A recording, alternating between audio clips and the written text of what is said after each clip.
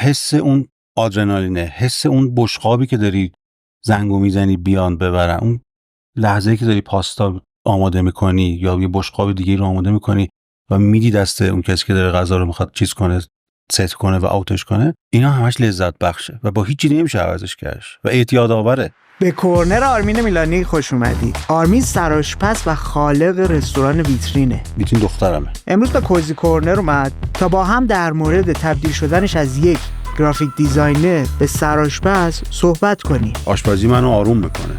در مورد نگاهش به غذا، پدیده دور هم غذا خوردن صحبت کردیم. من به واسطه غذا میتونم آدما رو از سرشون تو موبایلشون در بیارم و شروع کنن با هم دیگه معاشرت کردن. نگاه کردیم ببینیم که توی تجربه خلق کردن ویترین چه چیزهایی رو تجربه کرده، چه اتفاقاتی رو پشت سر گذاشته. که خدا لعنتتون کنه با این پیتزای آشغالتون. از بالا و پایین‌های کاری خودش برامون صحبت کرد. همه چی بالا بود. مروری داشتیم به اینکه توی طراحی غذاهای مختلفش چه پارامترها و المان‌هایی براش اهمیت داره. انسان قرن 21 فراتر از سیر کردن و بدتر از اون پر کردنه.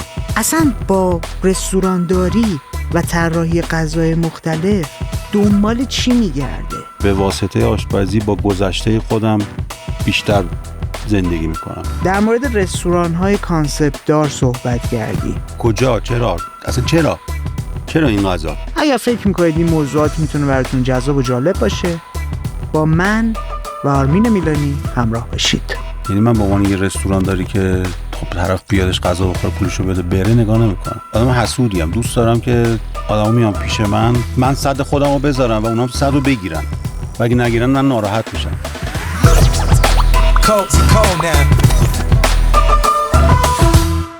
قبل اینکه بخوایم بریم سراغ گفتگو اصلی، یادآوری میکنم که شما با معرفی کردن ما به دیگران به همون فرصت این رو میدید که قدرت رسانه‌ایمون بیشتر بشه. ما دوست داریم تبدیل به یه پادکست بین‌المللی بشیم. برنامه ریزی و هدف گذاریش رو انجام دادیم. اگر شما هم کنجکاوید تا ببینید چهره‌های بین‌المللی، چهره‌های غیر فارسی زبان، نگاهشون به خلاقیت چیه، کوزی کورنرشون کجاست، ما رو به دیگران پیشنهاد بدید و توی کانال‌های مختلف ما عضو بشید. بریم سراغ گفتگو اصلی، ببینیم من و آرمین در مورد چه موضوعاتی هم گپ زدیم.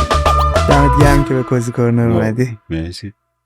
برام خیلی جالبه. یادم که گرافیک دیزاین خونده، میاد تو طول مسیر میره سمت آشپزی، بعد تبدیل میشه به یکی از خلاق‌ترین و تاثیرگذارترین سرآشپزای معاصر حال حاضر.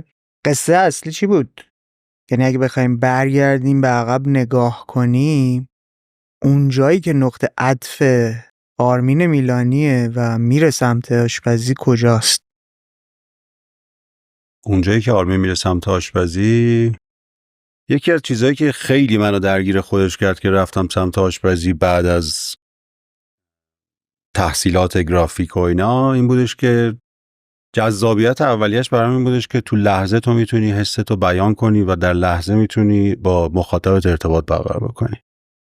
گرافیک با همه جذابیتش و زیبایی‌هایی که داشتش برای من اینجوری بودش که میرفتش توی پروسه‌ای که حالا بیاد کارفرما تاییدش بکنه، بره چاپ بشه، بره رندر بشه. میدونی انقدر مشمول زمان میشدش که اون حسو یه مقداری میخوابوند.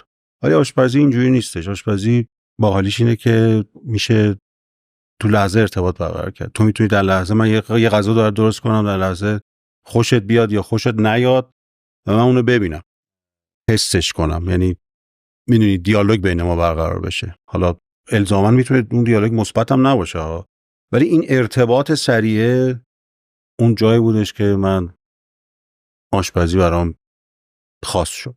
یعنی نتیجه رو دیدن برات جذابیت داشت یا فیدبک گرفتن؟ نه، اینو در جواب سوال اولت دادم که چی شد. این چون اینا رو من دوتا چیز جدا میبینم. بگو. یه جا وای میسی نگاه میکنی، طرف مثلا لقمه رو میذاره دهنش، قیافش یه هیجانی مثلا میاد، یه چیزی میشه، این یه مدل دستاورده. یه جا باهاش وارد یه دیالوگی میشی، داره اون بازخورده رو میده، او این چی بود، چقدر چون گفتی گرافیک اینو بهت گفتم. اگه بخوام جواب این یکی سوالتو بهت بدم، جذابیتش برای من آشپزی اینه که همه حواسم درگیرش میشه. من میتونم مدیتیشن بکنم و میکنم این کار. من ذهنم زیاد میپره، ولی وقتی آشپزی میکنم چون همه چیم درگیرش میشه، بوش میکنم، میبینمش، احساسش میکنم، همه اینا رو درگیر میشم، در نتیجه این بر من جذابیت آشپزیه در درجه اول، چون مدیتیت میشه کرد با آشپزی. قبل آشپزی هم چیزی رو داشتی که باهاش همچین حسی رو تجربه کنی؟ نه نداشتم. چی شد خب اون وقت؟ حالا منطقی بهش پرداختی که گرافیک دیزاین چون خروجیه زمان میبرد، رفت و برگشت زیاد بود، بیات میشد اون حسه.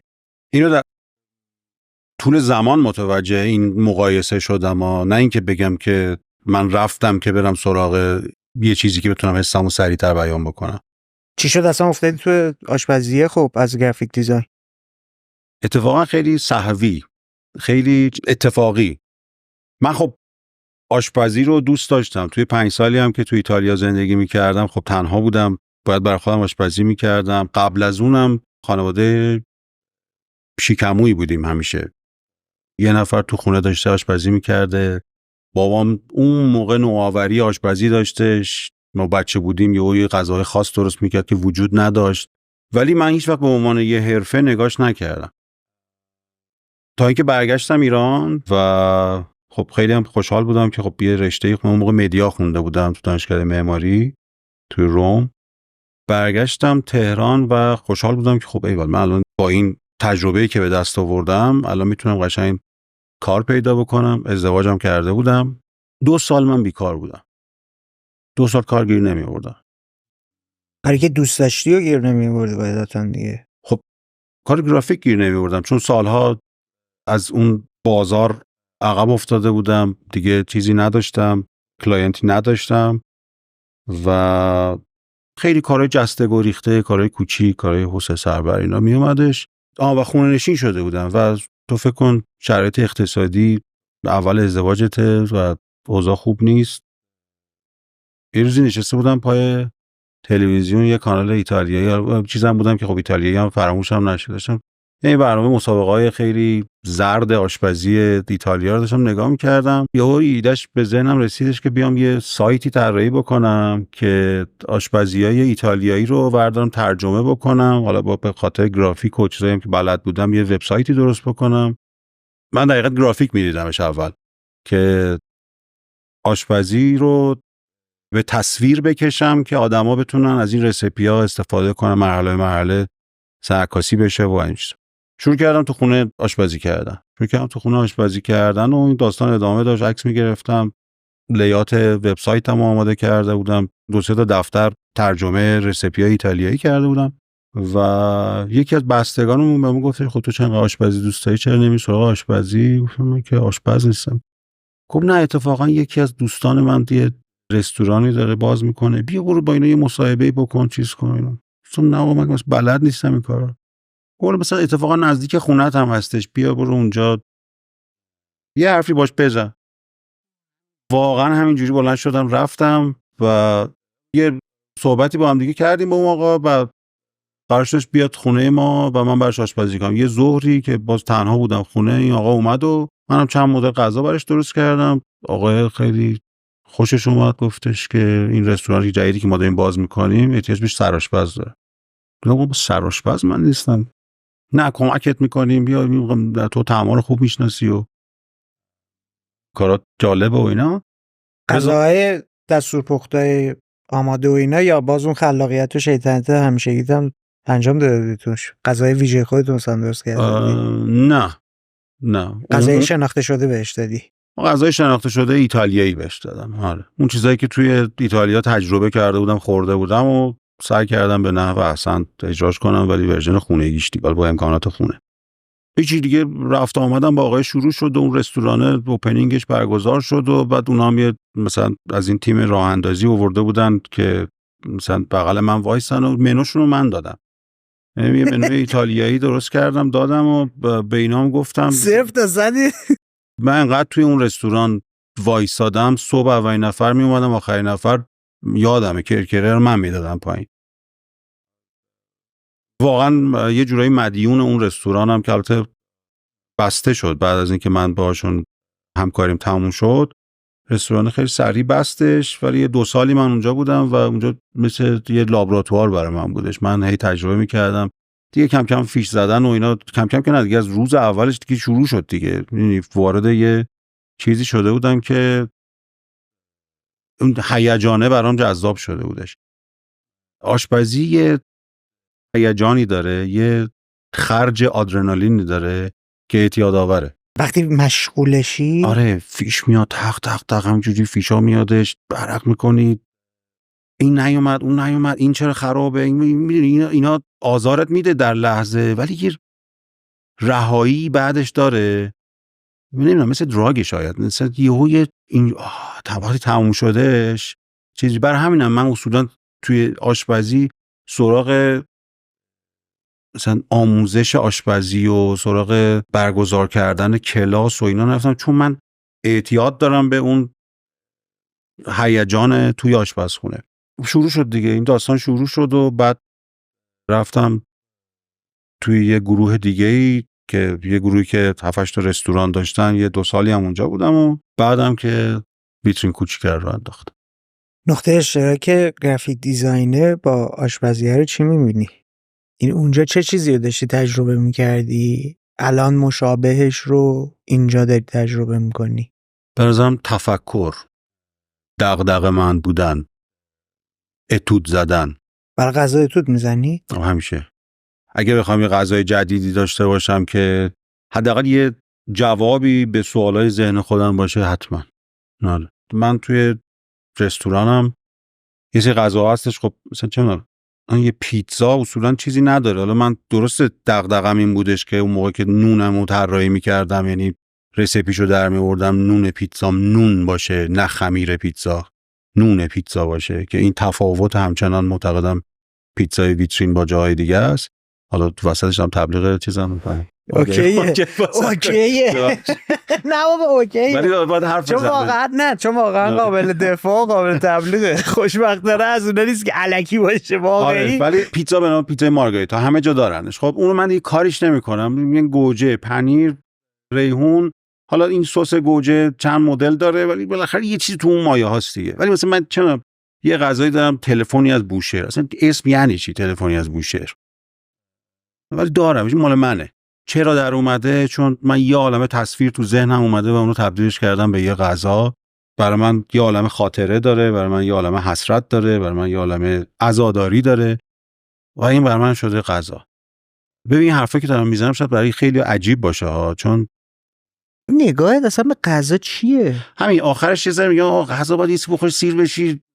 خیلی تو دور اطرافیای منم خیلی اینجوریان ها، مثلا میگه غذاست دیگه، چرا اینجوری نگاش میکنی؟ ولی نمیدونم، من دوست دارم غذا داستان داشته باشه. نمیگم این بدعت منه ها، تو دنیا داره این اتفاق میفته. کمپوزیشن غذا، رنگبندی غذا، اینا هیچ چیزایی نیستش که اصولا توش بشه میشه کار خلاق انجام داد توش. ولی تو داستان سرایی، داستان جدید تعریف کردنه که تو میتونی یه جریان جدید به وجود بیاری. و این برای من نقطه عطف آشپزیه، اون چیزیه که تو آشپزی دوستش دارم. یعنی طراحی یه غذا الزاما این نیستش که من یه ماده غذایی، یه مرغ و چه میدونم با یه پوره و یه سری سبزیجات این شکلی چیز کنم. دارم اینجور غذاهام دارم، چون من باید همزمان به مخاطبامم که گوناگونی سلیقه دارن فکر بکنم. ولی یه جایی یه چیزی، یه اتفاق میفته که یه غذا برای من خاص میشه، یا اصلا یه کانسپت غذایی به وجود میادش. الان توی تهران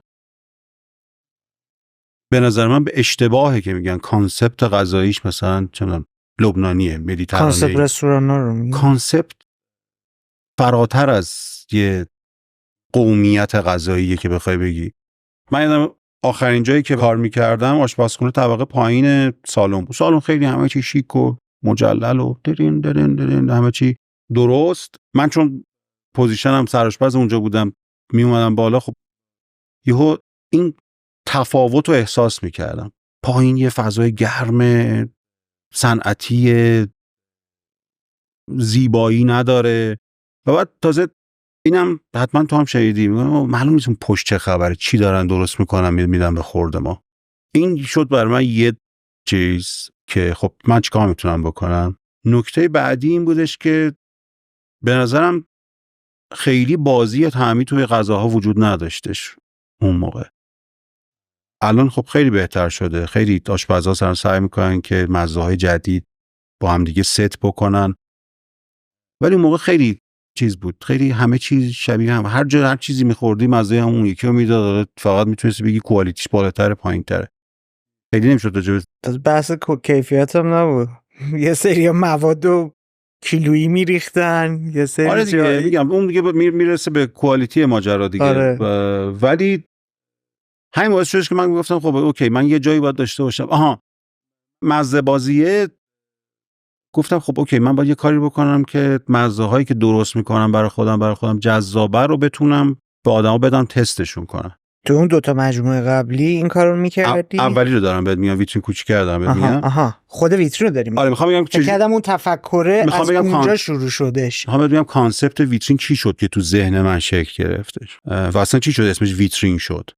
ویترین چیزی که ما دیفالت ذهنیمون هستش، یه جایی که تو میری ویترین میبینی جلو ورودی. آفرین. من خواستم آشپزخونم ویترینم باشه، یعنی آشپزخونه‌مو ببینم که اون حرفه که معلوم نی اون پشت خبریه، چه کثافتی دارم. همه خبر من اینجاست و من هنوزم که هنوزه دارم با همین سیستم میرم جلو. یعنی بعضی روزا هستش من با خرید بالا میشم میرم ویترین و آدما اگه نشسته باشن میبینم من کیسه دستم دارم میرم تو و همونجا شروع میکنه پاک شدن.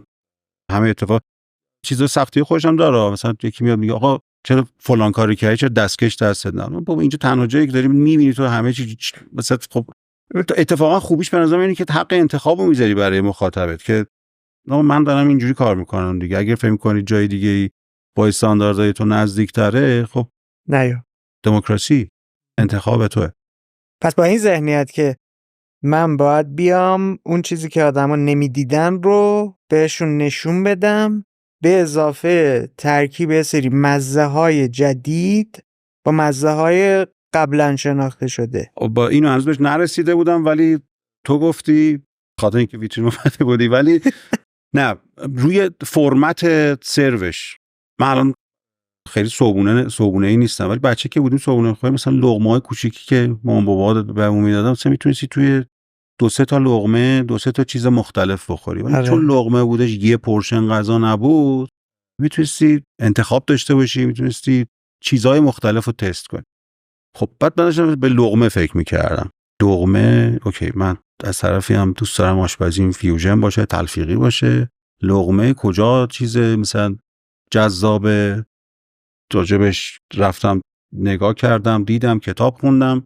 یه کتابی گرفتم به نام تاکوپدیا، تاکوهای مکزیکی رو داشته چیز میکرد، دیتاهاشو داشته میده دیگه. بعد تاریخچه اینکه چه جوری تاکو به وجود اومد و بعد توی شهرهای مختلف چه جوری اصلا فرهنگ تاکو خوری چه شکلی و اینا. خب به نظرم درسته، همون لقمه هست، یه فرمت جذابی داره. بعد من میتونم مثل یه مقوا نگاش کنم، حالا دارم خیلی غیر اشتباه آور میشه، ولی مثل یه مقوا نگاش کنم و توش عناصری که در حقیقت اینگریدینتی که هستن رو بچینم با هم دیگه ست کنم و الان بتونم با یه بایت مثلا تجربهش کنم. شد ویترین کوچیکه. ضمن این که از همه شاید مهمترش این بودش که اون موقع خیلی سوشال تیبل، یه میز اجتماعی باب نبود. شاید تو کافه ها بود، ولی توی رستوران خیلی حرکت هارش و چیزی بود که من حتی یادمه یه نفر یه بار داشتم آشپزی می‌کردیم، یه خانم آقای اومدن، یه فرمت آشپزخونه تی تور بودش، یه تی بود، میز من بود، اینجا چیز بودش، میزی که آدم نشستن. دقیقاً بغل خودم یه خانم آقای نشسته بودن و آقای خیلی مهذب و اصلا عرق کرده بود. بعد گفتم حالش بده چی؟ میرفتم برمیگشتم گفتم که ببخشید شما حالتون خوبه؟ یه نفس جوری گفت آقا من خیلی حالم اینجا خیلی بده. گفتم چرا چی شده؟ گفت یعنی چی من بغل روبرون کی نشستی داره غذا بخوره؟ من اصلا یه فضای پرایوتی برای خودم داشت. یه خانم من اصرار که پاشو بیا اینجا غذا بخوریم، تعریف شما رو شنیده بود و من حالم بده. دیگه من سعی کردم یه با حرف و اینا، آره اینجا مثلا چیزی امیدوارم با غذاها درست بشه و اینا. واسه آدم چیزی رفتش، ناراضی رفت. او آره خیلی ارتباط برقرار نمی‌کردن. خب این ایده‌ش از کجا اومد که میز اجتماعی بذاری؟ به نظرم یه دغدغه ذهنیه که اتفاقا بامزه است، چون آشپزی برای من قبل از اینکه آشپز بشم که الان بتونم واسه تو ساعت‌ها حرف بزنم، اگه بخوای قسمت 2 همین برنامه برام بازم من میام. قدرت سر چشم. آره. من که معاشرت باهات خیلی خوش میگذره. ولی معاشرتی اتفاقا نبودم، آدم کم حرف، خجالتی چیز، ولی به واسطه غذا تونستم با آدما ارتباط برقرار بکنم و این یکی از چیزایی که من بهش ایمان دارم نسبت به غذا. میگی چرا اینجوری نگاه میکنی؟ واقعا غذا آدما رو دور هم دیگه میتونه جمع بکنه. و حالا چرا میز سوشال؟ اینکه ما اگه یادت باشه موقعی که بچه بودیم مام بابامون خیلی اصرار داشتن پاشو بیا سر میز. مثلا یادم بابام میگفتش بیا این غذا بخوریم از تو اتاق، چی خوب بخورین من بعداً میام دیگه. ولی که میشینی دور میزه بعد با هم دیگه یه گپی، میدونی یه معاشرتی اتفاق میفته. این بعد از اینکه آشپز شدم برام جذاب شد. از طرفی هم تازه این موبایلای چیز اومده بود، اسمارت فون اومده بود و آدما سر تو گوشی که همین هنوزم ادامه داره. و من فکر کردم که اینکه آدما بغل هم دیگه غذا بخورن، یکی بگه بدم میاد، یکی خوشم میاد. 93 94 بود ویترین اولی رو انداخت. 5 بود. 5. این برام بامزه اومدش که باز من به واسطه غذا میتونم آدما رو از سرشون از تو موبایلشون در بیارم و شروع کنن با هم دیگه معاشرت کردن. و این اتفاق زیاد افتاد. آدما خیلی با هم دیگه دوست شدن اونجا، میدونی؟ از صفحه بیرون تا سر میزا. آره دیگه تو خود نمیدونم احتمالاً تو هم تجربه رو داشتی. آدم میمونن و چی داری میخوری خوبه، آره مثلا چی کاری، مثلا با هم دیگه ارتباط کاری میگرفتن، رفیق میشدن. و اینم نکته سوم و بولد ویترین بوده همیشه برای همینم همیشه اون میز سوشال رو با یه تقدسی بهش نگاه میکنم که توی ویترین جدیدم هم جدید که دیگه 4-5 سال اینجا هم هستم ولی دارمش همچنان که آدما تنها بیان رستوران بشینن غذا بخورن با آدمای دیگه حرف بزنن. چرا دغدغه بود این موضوع برات؟ دغدغه بر من چه؟ بر تو هم باید باشه. خب یه دغدغه‌ای داشتی دیگه که الان من یه فضایی رو خلق کنم که یه نفر تنها هم بخواد بیاد یه همصحبت پیدا کنه. خوش ارزشمند. آره آدما تو تنهایی خودشون چیکار میکنن؟ من پشتش چیه؟ مثلا یه نیاز شخصی خودت میومده، دوست داشتی خودت این فضا رو تجربه کنی ولی چون جایی نبوده که تجربه کنی خودت رفتی راه انداختی. با از من خیلی خودم اهل رستوران و کافه رفتن نبودم هنوزم. الان برم خارج از ایران میرم ولی تو ایران اصولا من چرا خیلی غذای سنتی بخورم. خب یعنی اون فضای خانوادگی و اون چه میدونم پدر غذا براتون درست کرده بود و اینا انقدر برای تو قوی بوده، انقدر رو تاثیر داشته که علاقه رو تو ایجاد کرده. ببین من مثلا سر شکمو بودن، رستوران برو بودن نبوده که بیفتید سمت این که برم حالا اینم تجربه. نه به نظر من آشپز بودن مفهومش با شکمو بودن دو تا چیز مقوله جدا از همه. من یه اعتقادی دارم هر آدمی توی اجتماع توی جامعهمون در حد خودش، من حد خودمو بالا نمیدونم، من نه روانشناسم نه چیزی، ولی وقتی میبینم که یا حداقل میخونم یا میشنوم که انزوای فردی توی اجتماع ما داره زیاد میشه، اصلا تو دنیا داره این اتفاق میفته. چند ساعت از روز تو درگیر موبایل چک کردنی؟ من چقدر دارم اتفاق برام میفته.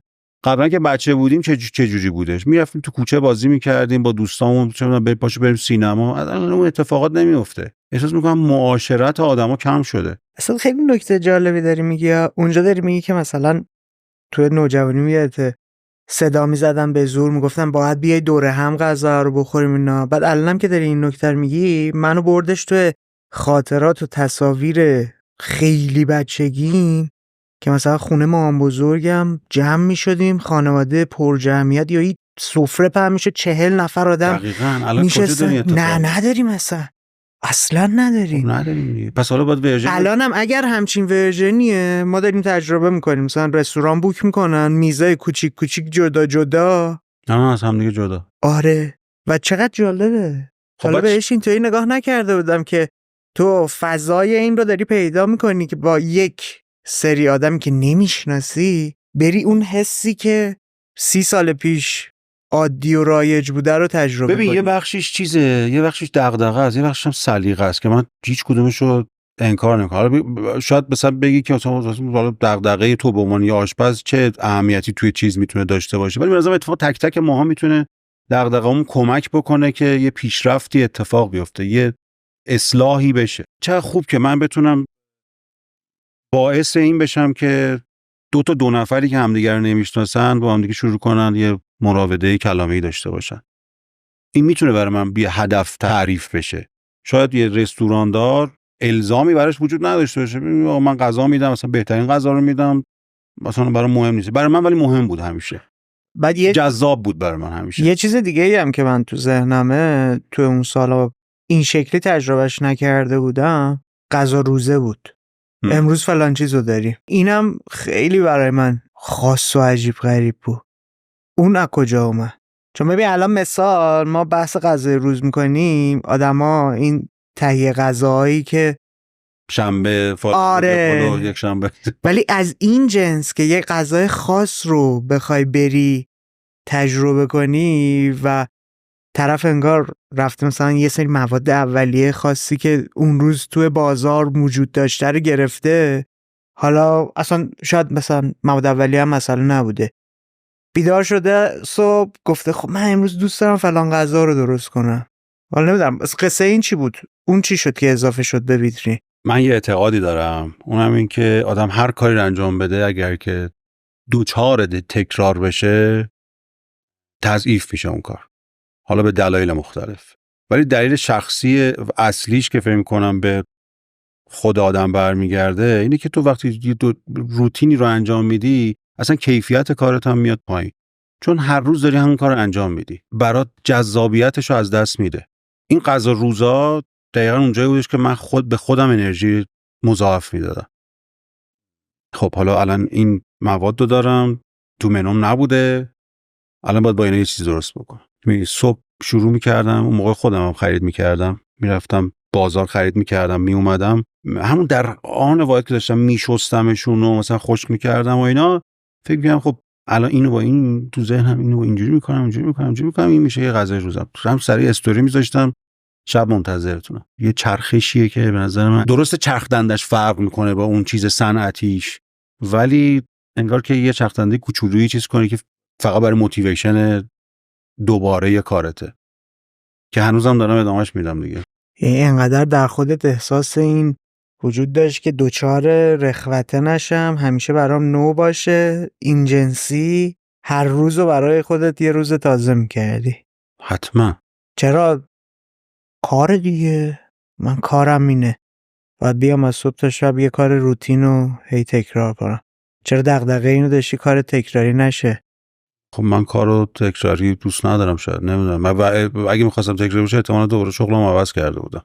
بازم از چیزایی که مدیون غذام اینه که بهم اجازه رو میده که هی کار جدید بکنم، غذای جدید درست بکنم. یه جای اشاره کردی که غذا رو من اینطوری دارم نگاه میکنم که یک قصه‌ای رو باهاش دارم تعریف میکنم. غذاهایی که خودت طراحی میکنی رو این نگاهو بهش داری یا اینکه کلاً غذایی که داری درست میکنی رو این نگاه رو ببین بهش یه سری داری؟ غذاها هستن که تو باید یه سری اصول آشپزی رو، یه سری از مواد اولیه درست، از تکنیک‌های آشپزی درست اینا استفاده بکنی تا یه نتیجه بده و یه بشقاب دقیقاً همون منوی ثابت یه رستوران میشه. خب اونایی که آدمو توقع دارن باید همچین چیزی ارائه بشه دیگه اینجا. آره. وقتی یه چیزایی تو ذهنم میاد، حالا پارامترهای مختلفی، یکی همین خاطره‌ای که گفتی که یه خاطره‌ای از مثلا دوران کودکی، یه دغدغه ذهنی،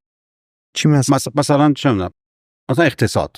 خب این که الان شرایط اقتصادی به سمتی داره میره که شرایط یه جوریه که مواد اولیه گرون شده، چی کار میتونم بکنم که غذای ارزونتری بدم، کانسپت جدیدتری را بندازم. مثلا اینکه اسم نمیارم ولی اون یکی رستورانمو پارسال باز کردم. خب اسم بابا. آره بابا گورش، چون در موردش گپ میزنی. مثلا این که فکر کنم که خب من برای مخاطبینم مثلا 2 تا گزینه داشته باشم، شاید مثلا یه چیزای سبکتر و کوچیکتر و مثلا اقتصادی تر و اینا بتونن راحت تر در دسترس تر یهو تبدیل میشه به یه داستان جدید.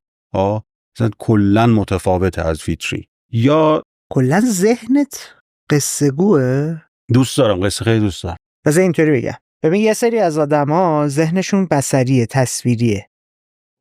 مثلا الان من میگم گوجه، تصویر گوجه میاد. یه خاطره رو تعریف میکنم، شروع میکنه تک فریم دیدن اونها. یه سری آدم ها کلمه ای میبینن. مثلا من گوجه رو میگم، نوشتار گوجه رو داره میبینه، حروف رو داره میبینه. یه سری آدم ها اینو تصویر ادامه دار، فیلم میبینن. تو ذهنتون طوریه که فیلم میبینی؟ من فیلم، سریال همه چی میبینم. آره دقیقاً فیلم. خب هم برای همین قصه گوه، چون یه تک فریم نی، یه سری تصاویر. اصلا تصاویریه که دوست دارم تو ذهنم تدوینشون کنم. دوست دارم یه سری چیزا رو بذارم بغل همدیگه و یه ربطی به همدیگه بدم و اونجاست که این داستانه حالا یا شکل میگیره یا شکل نمیگیره. مثلا اینی که داری میگی دغدغه چی، همون تلفن رو مثلا برام قصهشو تعریف کن ببینم مثلا چیه، چرا یه قصه ای باشه، چه پارامترایی اون قصه داشته. چون راجع به دغدغه گفتم، میخوام راجع به یه غذای دیگه هم بهت بگم. بگو.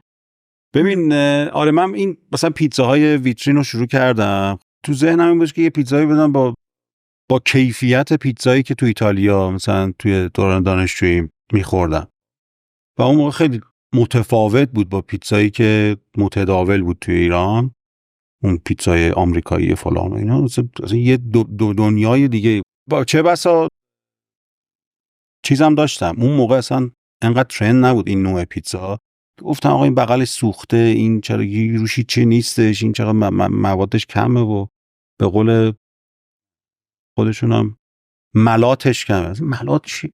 کوفتیه کلمه. ملات غذا مساله.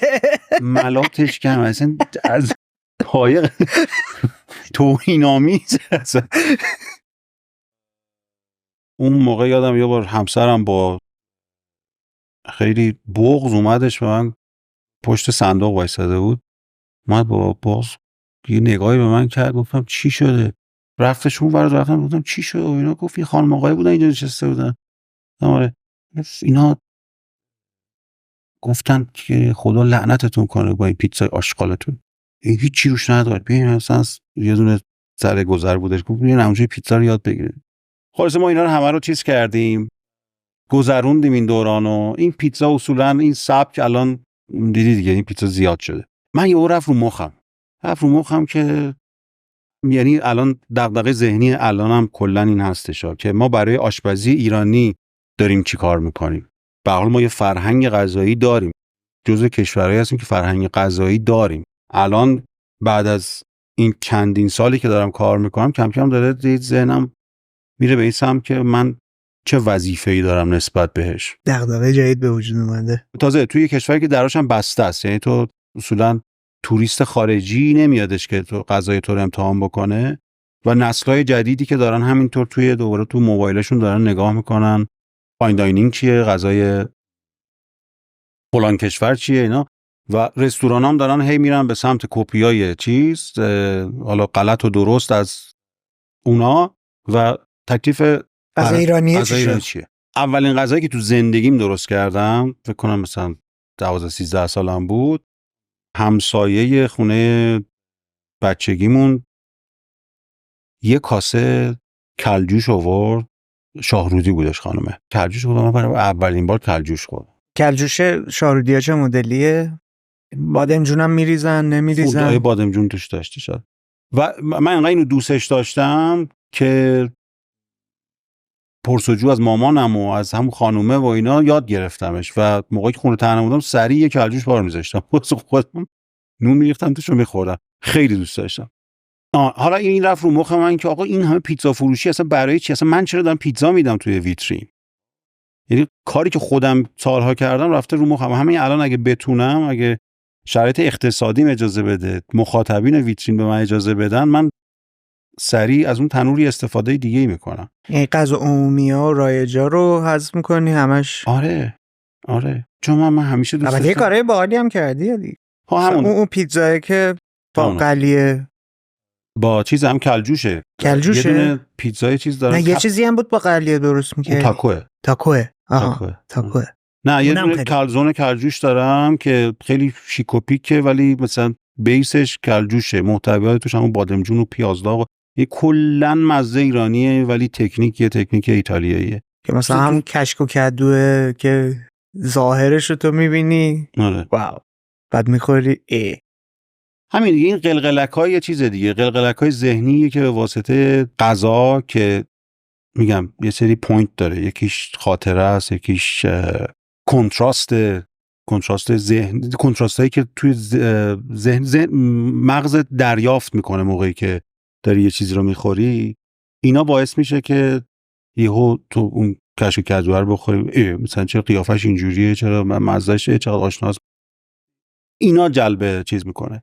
ببین الان داشتی خاطره رو تعریف میکردی، یعنی از 11-12 سالگی خود کلجوش یه هویتی برای تو پیدا کرده بود که وقتی این ایده به ذهنت رسید من باید یه کاری برای غذای ایرانی هم بکنم. میدونی چرا دارم اینطوری بهش نگاه میکنم؟ چون گفتی ذهنم قصه گوه، یعنی ذهن قصه داره میبینه، غذا رو قصه میبینه. رفتی یه قصه شخصی و یه رابطه شخصی خودت رو از توی اون خاطراتت پیدا کردی، حالا وصلش کردی به یه غذای جدید. آره، به واسطه آشپزی با گذشته خودم بیشتر زندگی میکنم. بارزترین نمونهش مادر بزرگ من که اسم سالاد مونس هم از روش برداشتم.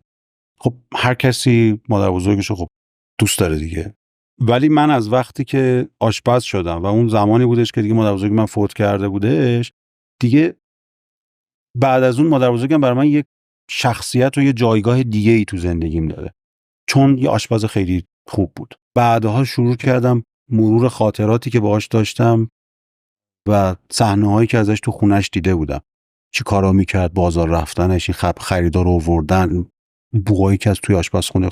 اون موقع فکر نمی‌کردم بهش و اینا زنده شد. برای همین چی داشت به اضافه میکرد؟ این مرور اون خاطرات، سفر کردن در زمان، برگشتن به ان سال قبل، لذت داشته بهت میداده، حس نوستالژی مثلا درگیرت میکنه. همش یه بازآفرینی واقعیت بوده. حتی دلتنگی. خب تو وقتی یه نفری رو از دست میدی، حالا نمیخوام خیلی رمانتیکش بکنم، ولی وقتی یه نفر از دست میدی خب دلت برش تنگ میشه دیگه و ذهنت میره به این سمت که چجوری میتونم دوباره یاد اون طرف رو مثلا چیز کنم. برای من این آشپزیه این اتفاق میافتادش. وقتی داری آشپزی میکنی خودت هم یک سری چیزهایی رو داری تجربه میکنی. دغدغه اینم داشتی که آدم‌هایی که تنها هم هستند بتونن یک فضای مشترک از یک جنس دیگه‌ای رو روبروی من تجربه کنن. ببین من کلاً انگار خیلی تجربه برات اهمیت داره. انسان قرن 21 فراتر از سیر کردن و بدتر از اون پر کردنه. ولی وعده غذایی که سرو میکنی کوچیک نیست. خیلی این انتقاد دارن که ما سیر نشدیم. کوچیک همین دیروز کوچیک ندیدن با نمیدونم، ولی میدونی این واقعا قصد توهین ندارم به کسی، ولی بیاین یه ذره چیز نگاه کن تو مهمونی‌ها، تو رستوران‌ها، تو این و اصلا تعریف از یه غذای خوب سنگینت کنه، پرت بالا نمیاد. نفس چقدر خوب بود، نفسم بالا نمیاد. خوب بود. بده، خوب نیست. ولی منم استفاده میکنم، تو هم استفاده میکنی و این هست تو وجودم. و این مبارزه منه. اونجایی که من میگم آقا اصلا قرار نیستش بیای رستوران یا قرار نیستش تو خونه غذایی بخوری که تو رو پر بکنه. پر کردن بده. تو خیلی روی مزه هم مانور میدی. اون تفریح همه. اون لذت همه. آره خیلی دوست دارم. یه ذره این تجربه رو بازتر کن، چون دوست دارم ببینم نگاه خودت دقیق تر از چه جنسیه. تو میدونی داری یه تجربه رو خلق میکنی، حالا این تجربه رو چجوری طراحی میکنی؟ یه بخشش که خود قصه هست، دیگه چه پارامترها و المانایی و ببین من تو آشپزی یاد گرفتم که باز ارتباط غذا خوردن با پالساییه که به مغز آدمی میده. یه سری چیزا هستش که تاثیرگذاره که شاید ما متوجهش نباشیم. یه چیزی گفتم تضاد. من موقع ایتالیا بودم فهمیدم که خیلی استفاده میکنن ازش توی آشپزیشون. مثلا تو وقتی که یه چیز شور رو با یه چیز شیرین همزمان با هم دیگه میخوری، یه چیز تند و یه چیز شیرین رو با هم دیگه همزمان بخشای مختلفی از زبون درگیر میشه. این تضاده یه کلیشه‌ای برای ذهنش در نظر گرفته، برای غذاش در نظر گرفته که باید این غذا، مثلا من یه قرمه سبزی میخورم باید این مزه رو بده. حالا قرمه سبزی اسمش غلطه، ولی مثلا چون یه پیتزا میخورم باید این مزه رو بده چون من همیشه پیتزا این شکلی خوردم، اون نه. ولی کسی که اون کلیشه رو باز میکنه و آماده است برای دریافت تجربه جدید، تضاد یهو ایجاد لذت میکنه، ذهن باش ارتباط برقرار میکنه. کنتراست بافت، بستنی قیفی که نونیه، میدونید چیش جذابه؟ اونجایی که اون بستنیه که نرمه و خنکه با اون بافت کرانچی نونه ثابت چیز میشه. میدونی همزمان وقتی این دوتا با هم دیگه میاد توی دهان لذت بخشه. اینا دارم میگم که چجوری قوانین ذهنی من که فقط مال من نیستش، اصولا آشپزا باید اینا رو بدونن و روشون شروع کنن اتود زدن روی این چیزا. آخرین بار توی یه رستوران خیلی 3 ستاره میشلین داره توی ایتالیا یه چیزی تجربه کردم که دیگه اصلا منقلب شدم واقعا. چی بود؟ تضاد دما. سرد و گرم با هم همزمان توی یه بشقاب یه واریاسیون بافتی و دمایی باقالی داشت. باقالی سبزی که ماش باقالی پلو درست میکنه. یه جوش بافتی هم داری میگی مثلا پوره کرده؟ آره، یه جوش پوره بود، یه جوش مثلا دیهایدریتش کرده بود، سفت شده بود، یه جوش مثلا تیکه تیکه یا یه چیدمانش هم مثلا یه چیز جالبی در اومده. خیلی خیلی. نه اون که اصلا راجع به دیزاینش حرف نمیزنم، راجع به موقعی که تو داری اینو میخوری و اصرار آشپز این بوده که تو از همه این توی یه قاشقت که میخوای ببری بالا مثلا باید امتحان بکنی. خب چیز میشه دیگه، من یه چیز نه، حالا باید کنترل شده، مثلا یهو مثل بستنی سرد نه، ولی مثلا دمای درست دیگه، همه چی نت درست، سرد گرما و سرمای درست. ولی این تفاوته سورپرایزه. من تا حالا بهش اینطوری نگاه نکرده بودم که تو حالا چند تا چیزو مثال زدی، حالا هم طعمه رو مثال زدی، هم بافته رو مثال زدی، الان مثلا دما، اینا همه متغیراییه که به تو کمک میکنه تا یک چیز نوتر از چیزه. آره دیگه، یه چارچوبیه که اصولا ایناست که دوستان بدونم چه پارامترایی رو مزه سازی تو گفتی. آره ابزارای تو برای این که وقتی میخوای غذا رو طراحی کنی باهاش شیطنت کنی، خلاقیت رو کنترل کنی، باهاش بالا و پایین کنی. حالا چند تا چیز رو بهمون گفتی، طعما و آره دیگه. تو ظاهر و اینا چی اون برات اهمیت داره یا نه؟ چون تو شروع یه جا در مورد کمپوزیسیونه داشتی صحبت میکردی و یه دیتایی رو داشتی میگفتی که گرافیک دیزاینر مثلا این مدلی، حالا تو غذا این شکلی، اونو کی داری بهش اضافه میکنی؟ یه غذا رو تست کردی، اتود زدی فهمیدی مزه چجوری باشه، حالا میخوای بشقاب تو دیزاین کنی، میخوای چیکار کنی؟ من غذا رو تصویر نهاییشم توی ذهنم موقعی که دارم چیز میکنم و شروع میکنه شکل گرفتن. ببین من توی اینستاگرام آشپزی نمیکنم که بعدش مثلا بخوام یه دونه درست بکنم همون بگن وای چه خوشگله، وای چه شما هنرمند. من باید اون غذا رو سرو بکنم، من باید یه چیزی درست بکنم که پرسنل هم بتونن پشت به پشت هم دیگه سرو بکنن. بعدش هم چلو کباب و پیتزا هم نیستش اصولا که بگی خب یه فرمتی داره همجوری میشه. خب درنچه من باید به عملی بودن این کار فکر بکنم. این نگاه صنعتی هم همزمان داری. نتیجتا نمیتونم، ادعایی هم ندارم که غذاام خیلی خوشگلن. میتونم همه خوشگلم هستن. حالا خودم شاید 100% باهاشون چیز نباشم. گرافیک دیزاینر زده بالا الان. یه دیزاین خاصی. اینو که من کلا نسبت به همه چیزم من کلا ناراضیم. یعنی منتقد من میخواد خودم. کمالگرایی داری شدید. خب اذیت نمیکنه؟ چرا بی عمل و منفعلت نکرده؟ بعضا میکنه. ورژن منفعلت اینه آرمین. اگه منفعل نبودی چی؟ اذیت نکن. ولی خب راجع به موضوع چیزت که بهم گفتی، راجع به خلاقیت و اینا، خب راجع به این خیلی فکر کردم که بیام راجع به چی حرف بزنم. دقیقاً خلاقیت برای من اینجوری بوده و فکر می‌کنم که اصولاً هم چیزایی هم که تو ذهنم اومدش نمونه‌هاش، ببین خلاقیت بر اساس دغدغه به وجود میادش. تو نمی‌تونی بلند شی یه روز بگی خب من می‌خوام برم جلوی کامپیوترم بشینم و خلاقیت خرج بدم. قهوه‌مو بگیرم دستم خلاق شم. چی باعث میشه که تو یه دغدغه که بری سراغش؟ دغدغه میتونه پول در آوردن هم باشه دیگه. آره دقیقاً. نه من دنبال این بودم که خودمو داشتم تصور می‌کردم. میگم آرمین که اینطوری داره نگاه میکنه که الان باید یه دغدغه و یک نیاز شخصی بگم. خب آره تو میگی شاهد رشد من بودی تو این سالا. آره ولی واقعا من روزی که ویترینو شروع کردم، یعنی از اون رستورانی که داشتم کار میکردم، دقیقاً دیالوگ منو پردیس این بودش که من گفتم میخوام کار خودمو شروع کنم. بعد یه حقوق خوب داری میگیری، ماشین زیر پاته، برای چی میخوای بفروشی؟ چه کاریه؟ اصلا داریم زندگی میکنیم دیگه، اوضاعمون که خوبه، چرا میخوایم کار کنیم؟ نه من اصلا قید خیلی چیزا دارم، میخوام حال کنم و اصلا قید پولو زده بودم. واقعا اومدم وارد این کار شدم، یعنی وارد کار خودم شدم و اصلا نفیش نمیکنم، انکار نمیکنم که پول در نیاوردم. پول در آوردم، چه بسا به قول تو دغدغه هم شد، ولی دغدغه اولم هیچ وقت نبود. چه اون روز اولی که شروع کردم، چه همین الان که پیش تو نشستم، هیچ وقت دغدغه اولم پول نبوده.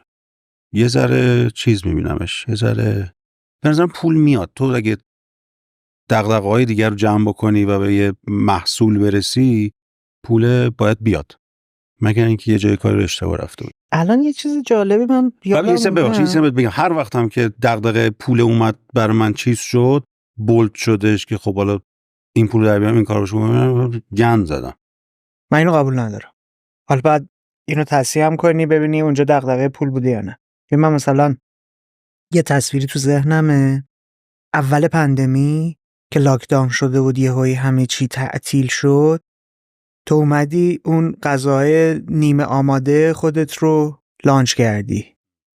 شاید ذهنیت اینطوری باشه برای اینکه کسب و کارت، درآمدت حفظ بشه این کار رو انجام دادی، ولی 1000 تا گزینه دیگه میتونستی داشته باشی، ولی اومدی یه ایده خلاقانه رو دادی. خب من میگم آخه دغدغه مالی نبوده دیگه. دغدغه مالی بوده یا نبوده؟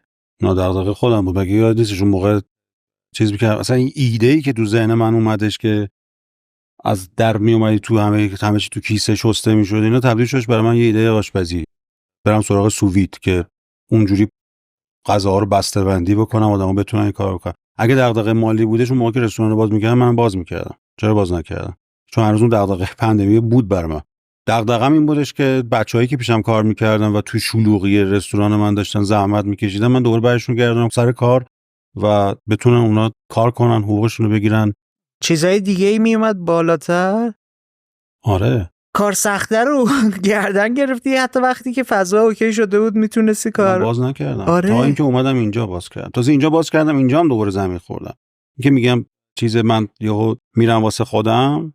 الان که اومدم پیش تو، من اولین باریه که دارم با یه نفر حرف میزنم. دلیلش اینه که مثلا برای چی تا همین 7 ماه 10 ماه پیش کلا نسبت به همه چیز دیگه، چون من ویترین جدید رو باز کردم، ویترین آخر رو، و خوردش به پیک 4 و 5 در فکر کن اوج رستوران باز کردن که ترند میشه.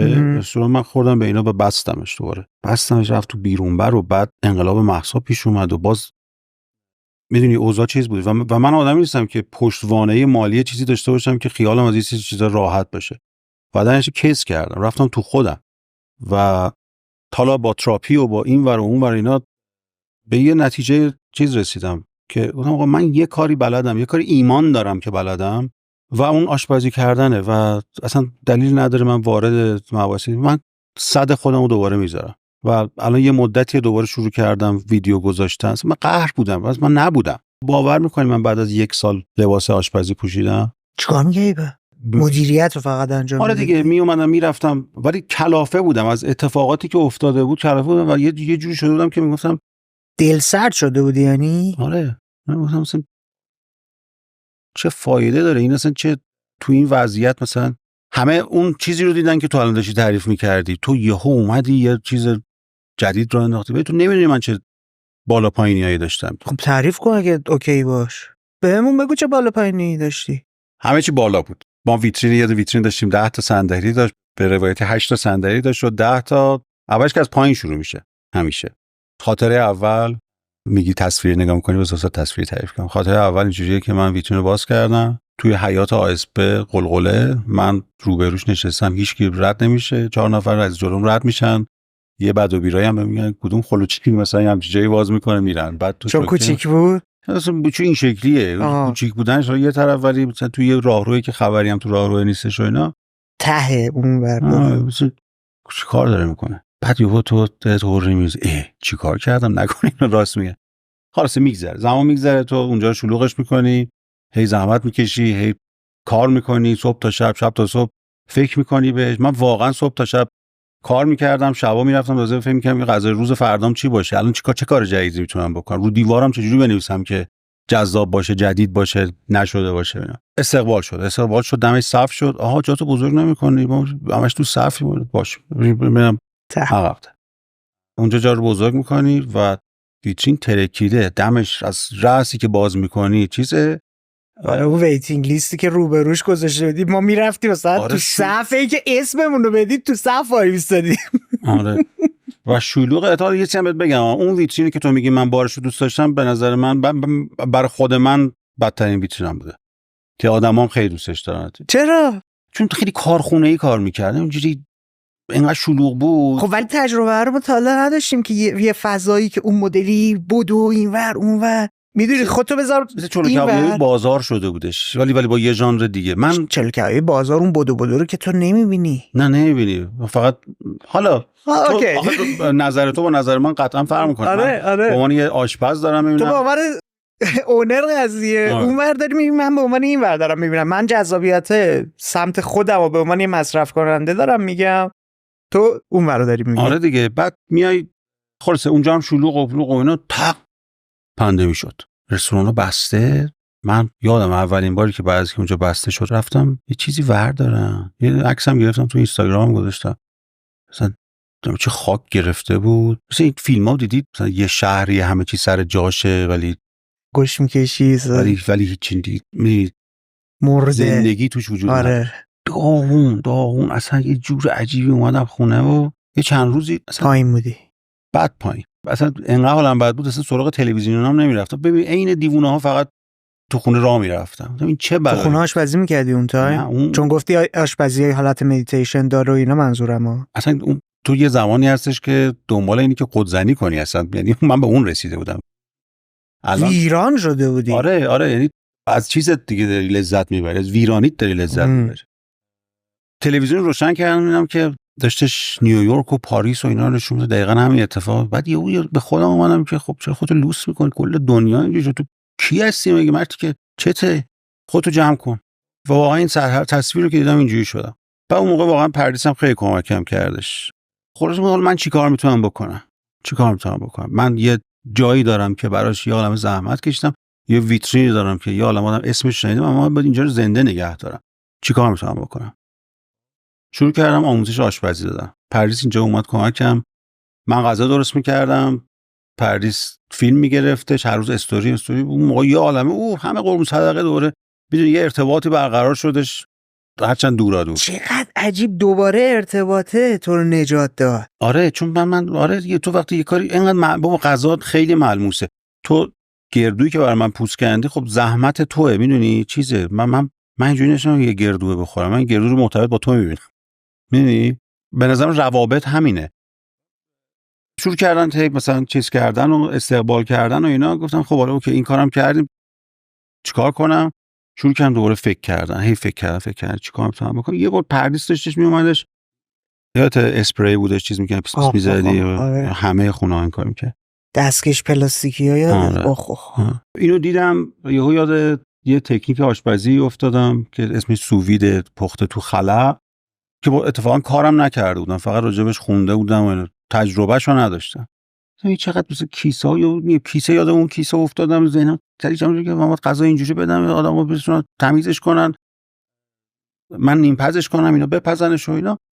شدش یه کانسپت برام من تو ذهنم که خب اوکی، حالا من غذاهای ویترین و آدما نمیتونن بیان رستوران. اون زمانی بود که هنوز رستوران دیگه هم باز نشده بود، آدما نمیتونن بیان رستوران، ولی من غذامو میتونم برسونم به دستشون و بهشون ثابت کنم که این ایمنه. دقیقاً همون استانداردهایی که شما تو خونه‌تون دارین برای جلوگیری از اینکه کووید دوچارش بشین دارم رعایت میکنم. خط غذای نیمه آماده‌مون راه افتادش. یه هفته خودم تنهایی میرفتم تو آشپزخونه، بعد زنگ زدم به 3-4 تا از بچهای قدیمی ویترین، گفتم بیاین آماده سازی شروع کنیم. خرید کردیم، آماده سازی کردیم و تا موقعی هم که من میزو بچینم که بگم این منومونه، بچه‌ها حتی نمیدونستن میخوام چیکار بکنم. که قشنگ یادمه میز که چیده شد، نوید اومد بهم گفتش که آقا من مثلا این بوده برنامه، چرا بهمون زودتر نگفتی؟ اتفاقا من بازم میگم سورپرایز دوست دارم. من دوست داشتم اینام سورپرایز بشن، یعنی میدونی کارشو میکنن، بعد که به نتیجه میرسه دیگه یاد گرفتن که این چیزی که رو میزه اون بوده. یعنی خود آدمو نمیدونستن قراره تو اون فاز تمرینه و تست کردنه خروجی چی باشه. نه دیگه، نه میدونستن، مثلا در حد اینکه سوویده برین راجع به سووید بخونین چیه میدونستن، ولی همه چی رو من در آورده بودم، مزه ها اینا چیز آماده شده بودش. بعد دیگه اینا یه آماده سازی کردن، یه بار یه میز چیدیم و فردا شروع کردیم آماده سازی برای بیرون. اونم تجربه جالبی بودش. بعد مشغول کار شدی، سر حال شدی؟ آره تا یه مدتی. چرا تا یه مدتی؟ چشمم عادت کرده بود و ذهنم عادت کرده بود به اینکه با آدما در ارتباط مستقیم باشم. یعنی حتی دیگه اون ارتباط آنلاین هم جواب نمیداد؟ ویدیو گذاشتن و تو اینستاگرام قربون صدقه رفتن و کامنت گرفتن و کافی نبود؟ نه من همش دارم بهت میگم این غذا بشقاب برام مهمه که ببین یه ارتباط انسانیه غذا. من اونو میخواستم. برای من اینجوری بودش. من مخاطبین ویترینم هنوزم که هنوز اینجوریه، من بهشون حس عاطفی دارم به آدما. یعنی من به عنوان یه رستوران داری که خب طرف بیادش غذا بخوره پولشو بده بره نگاه نمیکنم. آدم حسودیم، دوست دارم که آدما میان پیش من صد خودمو بذارم و اونام صد رو بگیرن و اگه نگیرن من ناراحت میشم و این برای من چالشه. و وقتی که نمی اومدن خب من این حسا رو نمی گرفتم، کم بوده رو احساس میکردی. آره. پایین موندی؟ یعنی اوکی اومدی بالا دوباره با این غذای نیمه آماده لاین جدید، کارگاه هم عوض کردید یادم آره؟ یا همونجا سالن چیز برید دقیقاً یه آشپز اونجا که میشستی تو پشتش سالن بود دیگه. بله. آدما میشستن اونجا، هم تبدیل شد به آشپزخونه، کلش شد اونجا آشپزخونه. ولی خب چیز بود دیگه، اون یه سیستم کارخونه‌ای بودش. منم که کارخونه دار نیستم، من آشپزم، دوست دارم آشپزی کنم، با آدم‌ها حرف بزنم. این غذا از قبل آماده می‌شدش. بعد چرا هنوز ادامهش نمیدید؟ چه جمع شد؟ یکی این که من اون کارو نیستم، میگم کارخونه دار آدم باید باشه که همچین کاری بکنه. یکی رو بیار کارخونه دارش، یه مدیر بذار بالا سر. خب خودش بکنه، من چرا بکنم؟ واقعا دنبال پول نیستی؟ نه من کارخونه نه واقعا باشم.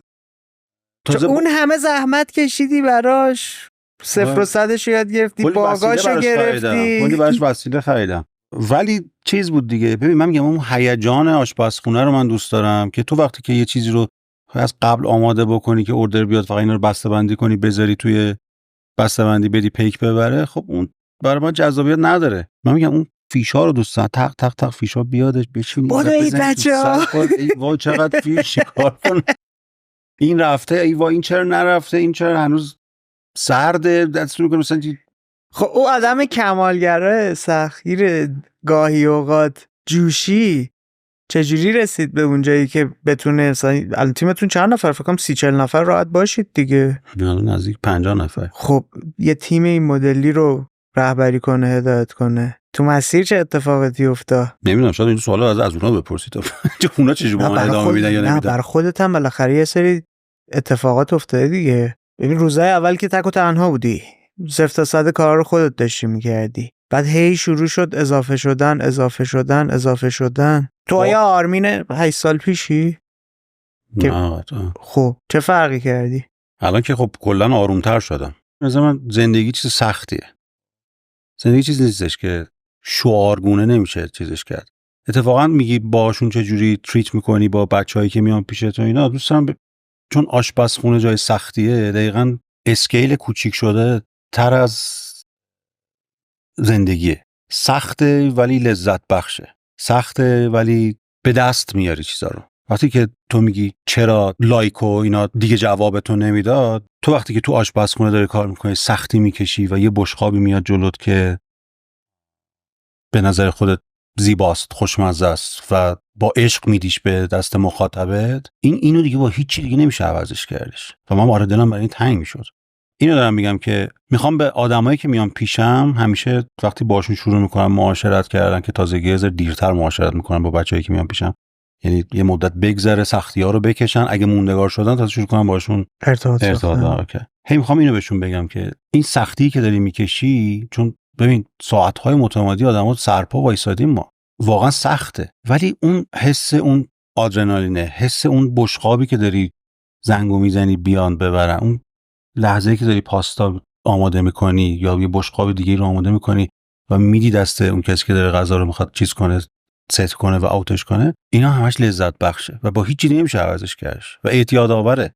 حالا من یه چند تا تصویرم الان داشت تعریف کردی تو ذهنم من. یه بار یکی از بچه‌ها رو صدا زدی، گفتی که فلان چیز رو نباید همینطوری بریزی، باید بذاری، اینطوری باید بذاری، مثلا اینطوری ورداری، اینطوری بذاریش، مهمه اینا.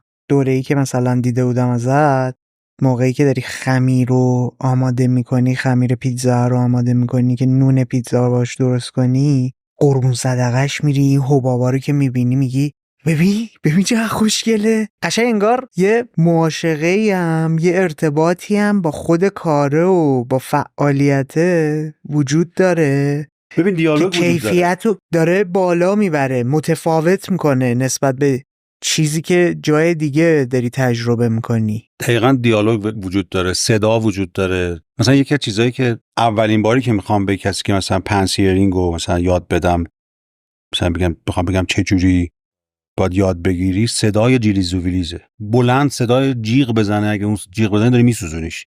اگه صداش کم باشه یعنی که چیزی، اون یه حد تعادل رو تو باید چیز کنی و اون دیالوگ اون پروتئینه با من واره وجود داره. حالا لازم نیستش که حتما حرفا چیز باشه که همین تبدیل میشه به مدیتیشن. تو درگیر صدای اون میشی و به هیچ چیز دیگه فکر نمی‌کنی، چون باید بشنوی صداشو، باید تصویرشو ببینی، باید اون رنگی که میخوای رو ببینی تا بفهمی که مثلا رسیده. آخرش یه متریالی رو تبدیلش کردی به یه چیزی که الان دیگه شرایطش فرق میکنه. تغییر پروسش لذت بخشه، اینکه تو باعث میشی که همچین تغییری بکنه. وقتی این تغییر رو ایجاد میکنی چه حسی تو به وجود میاد؟ حس قدرت داری؟ حس خداگونه داری؟ نه. تو چرا راجع به خلاقیت حرف میزنی؟ چون واقعا دوست دارم.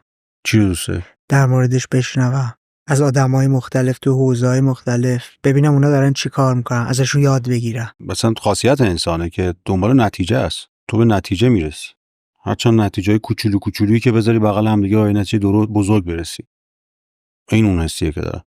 نه خدا مثلا خود تعریف خدا، نه خداگونه دیگه، خالق بودن از اون جنس دارم میگم. آخه بازم چیز میکنه دیگه. مثلا چون یه تیکه استیک رو برداری درستش بکنی، خدایی نکردی، خلق نکردی. ولی شاید مثلا یه کار جدیدی بکنی. نه دیگه یه استیک که تو با استیک کی من میپسم متفاوته خداییش دیگه. نه ولی خب یه سری غذاها هم واقعا دیگه من خلقی نمیبینمشون. روتینیه داره، تو بلدی، چشم بسته میتونی انجامش بدی. شاید واسه توی که آشپز نیستی شاید همچین نظرشه، ولی من با آشپزای دیگه خب دیگه این دیگه من چیز نده بگم آقا من استیکو من درست کردم و استیک دیگه. مثلا غذایی که خودت طراحی می‌کنی چی؟ اون آره اون خب ذوقش بیشتره، برای اینکه واقعا آره من خلقش کردم، برای اینکه من از خلاقیت هم استفاده کردم. تلفنی از بوشهر که نه اسمش ربط داره نه قیافش. قصهش اصلا بگو چون جالبه. تلفنی از بوشهر چیه؟ تلفن از بوشهر یه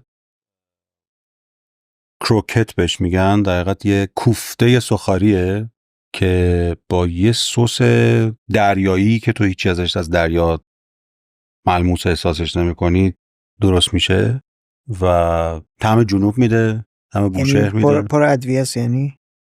هم ادویه داره، هم مثل المانایی که رسیپی که نباید بگم چیه. نه منظورم اینه که میگی که طعم جنوب میده، منظور چیه؟ حس جنوب بهت میده. آره از از تندیش مثلا، تندیش، عطر و بوش، مزهش اینا همه حس و حال بوشهر داره. ولی حالا چرا تلفنی از بوشهر؟ چون همین کروکت، اول گفتم کروکت که به این برسم که ایتالیایی‌ها یه چیزی دارن، غذای خیابونی دارن به نام آرانچینی یا یه مدلش هست سوپلی که این سوپلی رو دیدم بغل خیابون میفروشن. آره. کوفته است اصلا. آره کوفته سوخاریه که با برنج درست میشه، برنج ریزوتو البته. بعد حالا بهش میگن سوپلی تلفونو. چرا سوپلی تلفونو؟ به این دلیل که داشت یه پنیر موتزارلا داره، بعد این وقتی که از وسط بازش میکنی اینجوری میبینی کش میاد. یا ما که نه تو فیلم‌ها دیدیم ما، ولی از این تلفن‌ها که اینجوری حرف میزنن شبیه برای این اساس اسمش گذاشتن سوپلی تلفن. اینم کش میاد؟ مال من نه ولی تلفنش مال من یه جور دیگه است. تلفنش مال من غم انگیزه. چرا؟ ببین من از ایتالیا که برگشتم، خب دیگه بعد از این مدت بیکاری که پولی تو جیبم نبودش که بخوام برم مسافرت بکنم و بعدش هم اینقدر درگیر کار شدم که فرصت سفری وجود نداشت برام تا مدت‌ها که یه ذره جمع و جور بشه، اوضاع من چیز بشه که بتونم کارمو بسپرم و مثلا برم مسافرت. اولین بارایی که این اتفاق افتاد تصمیم گرفتم که برم بوشهر. یه شب به دوستم زنگ زدم و گفتم من می‌خوام برم بوشهر، میای با ما؟ اونم قبول کرد و با هم دیگه راه افتادیم. مثلا صبح زود راه افتادیم، حالا با ماشین ساعت 8 و 9 شب بود رسیدیم بوشهر و یک کله رفتید. اولین تصویری که من از بوشهر دیدم که تاریک شده بوده، دیدم یه جایی که تازه واردش میشی شوق و ذوقی داری، کنجکاوی داری. تا نرفته بودی بوشهر؟ نه ولی کلی از بوشهر غذاهاشو باید بخوری آقا، مثلا فلان یه چیزی شده بود، غذا خیابونیاشو باید بخوری. یه چیزی تو ذهنم بودش که باید برم. بعد یه دوستی هم اتفاقا از طریق ویترین پیدا کرده بودم، یه پسری که بعدش اومد یه مدت هم پیشم کار کرد مال اونجا. ماهی برات میفرستاد؟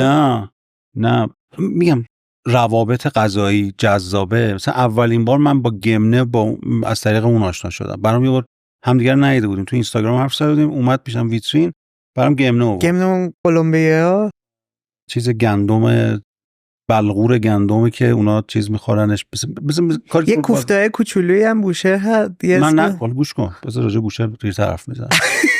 ولی الان داشتم تو پرانتز بهت میگفتم روابط غذایی انسانی من چه شکل میگیره. واسه با این پسر من رفیق شدم و باهاش حرف زدم، گفتم من دارم میام. اونا حیوانی چیز کرد، کلی برنامه‌ریزی برام کردش، توی روستاهای مختلف برام آشپزای روستاها رو پیدا کرده بود که برم تو خونه‌هاشون غذا درست کنم و یه داستان جذابی میتونست از توش در بیاد. هیچی، ما رفتیم رسیدیم بوشهر و شوق و ذوق جای جدید و دیدی تپش قلب میگیری که ایول اومدم اینجا اکسپلورش بکنم چه شکلی و اینا. اولین چیزی که دیدم از بوشهری که ندیدم این بودش که توی جاده داشتیم میرفتیم، یهو این برای من خیلی جلب توجه کرد. ماه افتاده بودش روی آب، توی حالت خلیج طوری کوچولویی بودش، ماه افتاده بودش و این انعکاسش خیلی زیبا بود. این صحنه رو اون لحظه‌ای بودش که من این ذوقه رو داشتم نسبت به جای جدیدی که دارم میرم. رسیدیم هتل و وسایل رو خالی کردیم و رفتیم یه چیزی بخوریم. تلفن من زنگ زد. یکی از عزیزترین آدمای زندگیم که خیلی خیلی خیلی خیلی خیلی دوستش داشتم توی بیمارستان بودن و دکترها گفته بودن که دیگه امشب مثلا شب آخر زندگیش. می‌خواستن دستگاه یعنی جدا کنن. آره. و دوستم اینجوری گفتم اینجوری شده و ما برگردم. تو با ماشین منم رفته بودیم. گفتم همون لحظه اول که رسیدیم میگم رفتیم توی یه کافه نشستیم، چای خوردیم. من باید برگردم اونجوری با چشمان گریان و اینا. گفتش خب با هم برگردم. نه آقا تو مثلا چیزی تو با ماشین من برگرد، هر خواستی هتلم که داریم و اینا تو بمون. من یا با ماشین میرم یا ببینم اگه هواپیما بتونم گیر بیام با هواپیما برم. گفتم برگردیم و اینا. دیگه لطف کردش و اینا. ما برگشتیم دیگه. شب دوباره تو فکر کن من از صبح تا شب رانندگی، از شب تا صبح دوباره رانندگی، تا 10 صبح رسیدم تهران و اون فرد فوت کرده بود. دیر رسیدی. آره میگم داستان داره قضا. من داستانمو اینجوری تعریف کردم که من رفتم تجربه قضایی به دست بیارم. من اون صحنه انعکاس ماه رو دیدم. من یه تلفن داشتم و فرم این غذایی که درست کردم شبیه اون سوپلیر تلفن‌های. باز اگه بخوام فلش بک بزنم به حرفای قبلیمون، این تضاد بافتی که این دوتا با هم دیگه دارن، اون سس زیرش و این بافت کرانچی دور این کوفته‌ای که خودش هم مزه توش قطعات ماهی داره، سبزی‌های جنوبی و این چیزا داره، اینا همه توی ذهن من اومد و من اولین بار که این غذا سرو کردم این چیزا رو کروکتر گذاشتم، این سسش از بغلش ریختم و این کوفته انعکاسش افتاد روی اون سسه. بعد یاد اون انعکاس اون ماهه افتادم. خیلی غم انگیزه، خیلی شاید پیچیده باشه برای مخاطبین نمیدونم، ولی برای من تونستم باهاش ارتباط برقرار بکنم و شدش یکی از سیگنیچرهای من که خیلی هم دوستش دارم. با اینکه برای من غم داره، برای من حسرت داره، برای من حواست هست یادآوری یه سری روابط. حواست هست یادآوری داره خولی. نه خول که خوبه، اتفاق خول بودن خوبه. حواست هست غذای یادآوری یک سری خاطرات، یادآوری یک سری آدم هاست. خیلی کاملا از قصه های فردی و شخصی خودت داری استفاده میکنی و تبدیلش میکنی به یه خروجی. تبدیلش میکنی؟ نه فوق‌العاده هستی اتفاقا، چون باحاله دارم روش انگوش میذارم میگم حواست هست داری این کارو میکنی. آره مثلا همیشه هدفم همین بود. ببین چیزم هستا ریسکش حالا که انقدر مثلا آدمی هستی که برمیگردی به خودت، قصه های خودت رو مرور میکنی، دغدغه های خودت رو میذاری جلو و باهاشون خلق میکنی، چرا خودتو توی اون اجبار نگه داشتی که یک سری غذاهای عمومی رو هم سرو کنی؟ اون صرفا به خاطر اینه که اقتصاد بچرخه. بله دقیقا. ویترین تعریفش برای منم، یعنی که یه جایی که باید بی شیله پیله باشه، باید همه چیز رو باشه، آدما رو میتونه ناراحت بکنه، کما اینکه خود منم با حرف زدنام، با جواب دادنام به یه سری برخوردایی که با من میشه، مثلا میگه تو مثلا صاحب رستورانی، تو نباید اینجوری هست، حق با مشتریه، اینا که من رعایت نمیکنم این چیزا رو. ویترین برام یه موجود زنده‌ای شده که بزرگ شده.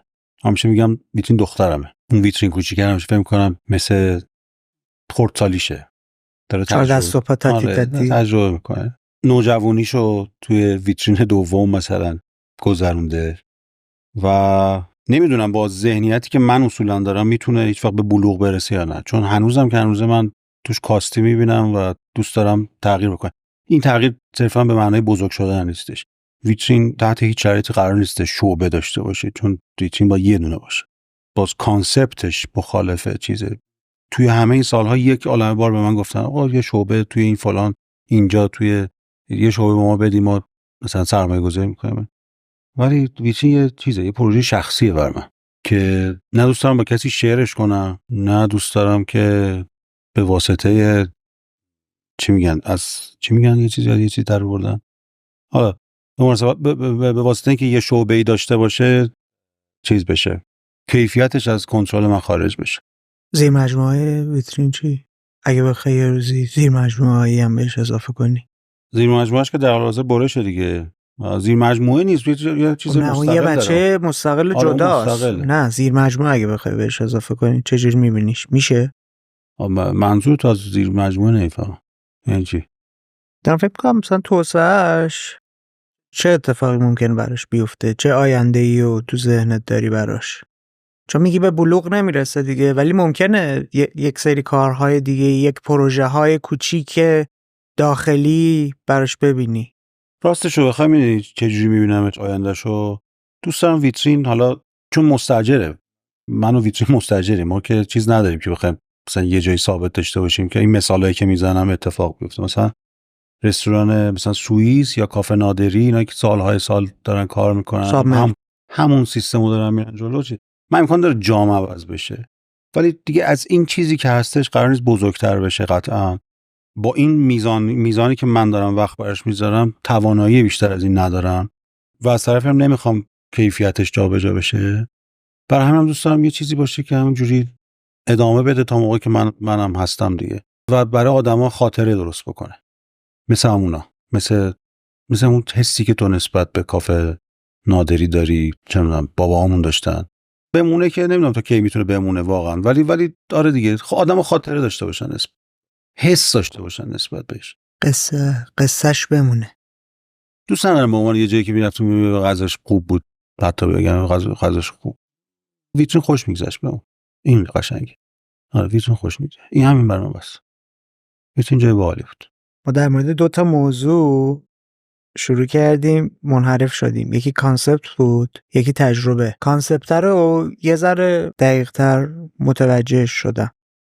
تو تجربه به من میگی که غیر از اون بخشای خود غذاه بافته و نمیدونم طعما و ظاهره و توی خلق تجربه، حالا قصه هرم حتی تو داری طراحی میکنی دیگه، قطعا مشتریا میان تلفنی از بوشه رو سفارش میدن، میپرسن قصهش چیه دیگه، یه قصه. آره چرا این اسم رو گذاشتی و یک اتفاقی میفته وقتی براشون تعریف میکنی دیگه. چه چیزهایی رو داری که تجربه رو بتونه برای من مخاطب جالب تر کنه که حاضری یک زمانی که خیالت آسوده شد از لحاظ اقتصادی تمام غذاهای روتینت رو بفرستی برن، بریزی دور و کامل تمام غذاهای شخصی و امضادار خودت باشه.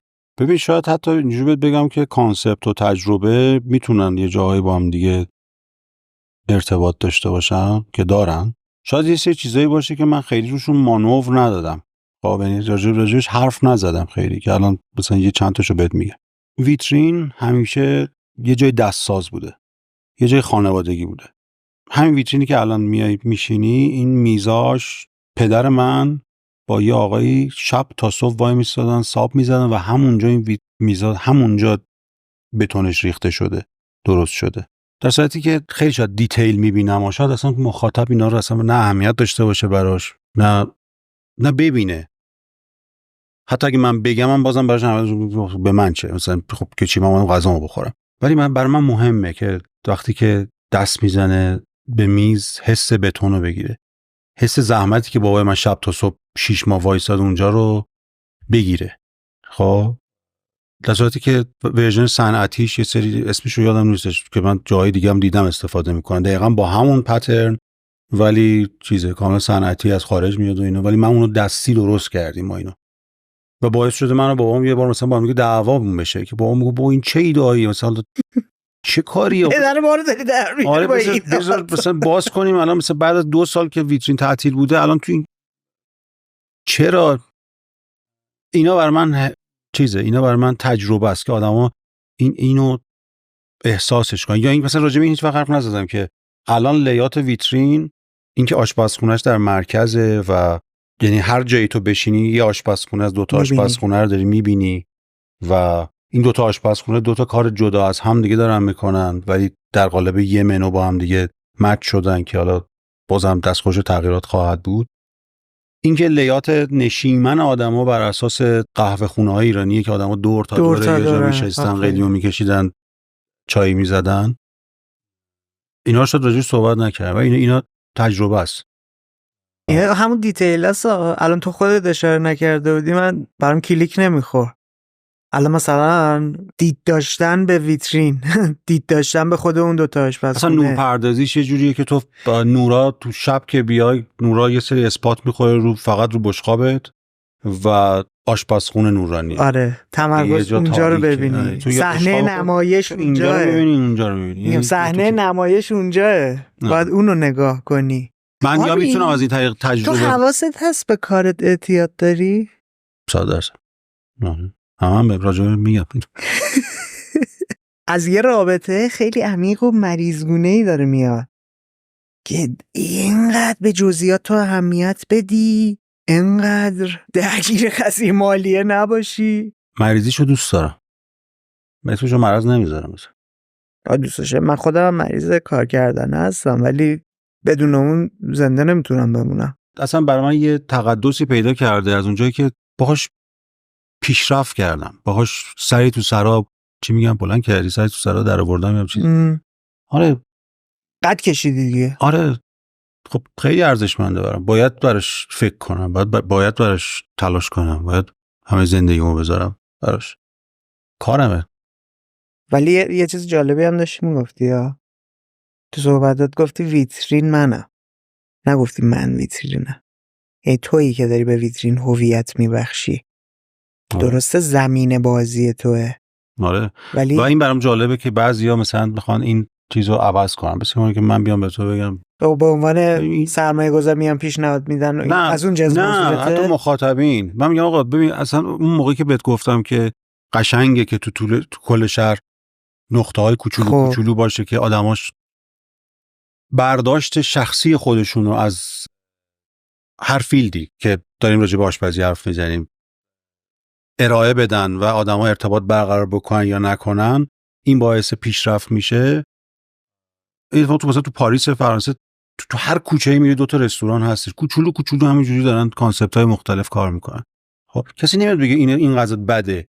آقا بد بود، خب که میرم یه جای دیگه غذا میخورم، گزینه دارم. خب من نمیام تو رو عوض بکنم. و آره میگم شخصیت محل کار من از من نشأت میگیره، چون نمیخوام صنعتی باشه. و میدونی چجوری میبینمش؟ مثل اون که من امروز صبح بیام پیش تو بگم میخوای با من مصاحبه، لباست بده، برو لباس عوض کن. بعد تو بگو نه من این لباسو دوست دارم، نه من با مصاحبه نمیکنم، برو لباس عوض کن. چه آدم انتقاد ناپذیری هستی یا باشه برو لباس عوض کن، میخوام با مصاحبه. بهش هم برمیخوره. من دارم پول میدم، به خدا قسم هیچی نیست. من ببین توی الان چند ساله تو تبلیغ منو دیدی اومدی ویترین اولین بار؟ من تا حالا یه قیرونی پول تبلیغ ویترین ندادم. نه من با بچه‌ها اومدم. من اصلا همین دنبال همین بودم که آدم‌ها بگن بیا یه جایی اصلا باز شده. این درسته. من تا حالا نه یه اینفلوئنسر اومده به قول خودشون شاتم بکنه. هر چی بوده دسترنج تلاش خودم توی پیج اینستاگرام ویترین بوده و دهان به دهان رفقا با هم دیگه. ولی یه کاری بکن جدی. بعد یه چیز دیگه هم بهت بگم و یه کار دیگه هم که کردم، همیشه خواستم چیز باشه، با اینکه ویترین باید بغل خیابون باشه ولی همیشه ویترین رو کنج بردمش. ویترین همیشه توی راهروی چیز بوده که آدمات گذر نکنن ببینن، یا طبقه دوم. به خاطرش بیان. راست میگی اصلا حواسم به این نبود که میتونستی گزینه این باشه که اصلا تو خیابون باشه به جای اینکه تو اسپه باشه. اون وقت میگم آدم آقا تو من اینجا تو رو دیدم مثلا بیلبورد دیدم گول خوردم اومدم. ایمان دارم به این که اون کسب و کاری خوب چرخش میچرخه که تو بگی به رفیقت بیام شب بریم اونجا، اون بگه اینجوری پر و بال پیدا بکنه، قدم به قدم برداره، نه اینکه یکی بیادش مثلا چه میدونم منو تبلیغمو بکنه یه جمعیتی بیاد دوباره بخوابه. چون کسی اینجوری وقتی میری بالا درسته الان میگی تو مثلا پیشرفت زی، ولی پیشرفت من خیلی هم چیز نبوده. من 9 سال دارم کار میکنم، یعنی 9 سال برای خودم دارم کار میکنم. تو دیدی رستورانا میان و اما اولش تق میترکونن اصلا انقدر شهرت و منات، ولی من همیشه این مسیر رو رفتم جلو. یه نکته جالبی هم طیف مشتریا مخاطبینت هم خیلی یه کامیونیتی هم مشابه هم. این جای دیگه اینقدر یه دست نمیبینی. برای اینکه همیشه دنبال این بودم که تجربه گرا باشن و آره دوست دارم آدم ها اهل دیالوگ باشن بیان پیش من. برای همینه یه ذره بعضی موقع به آدما میپرم توی فضای مجازی که میگن که مثلا غذا تو خوردیم، بعد میگم من که اونجا خب بهم بگو من غذا تو عوض میکنم. نه تو برخوردت غلط، تو باید انتقاد بدی. میگم چه انتقادی؟ خب بهم بگو، من یا یه غذایی به تو میدم که خوشت بیاد یا اینکه بس نمیتونیم با هم دیگه تعامل داشته باشیم. حرف بزن با من که آشپزخونه اونجاست، منم که هستم، من نباشم مدیرم هستش. نکته جالبیه داری میگی. ما یه سوال همیشگی داریم ازت بپرسم. میدونی کوزی کورنر کجاست؟ تو چه موقعیتی خلاق ترین حالت خودتی؟ آره میدونم. موقعیت فیزیکی که نمیگی؟ ممکنه باشه. برای یه سری آدم‌ها فیزیکیه، برای یه سری روانیه، برای یه سری بعد از مصرف چیز خاصیه. برای من بعد از یه دوره سخته. بازش کن.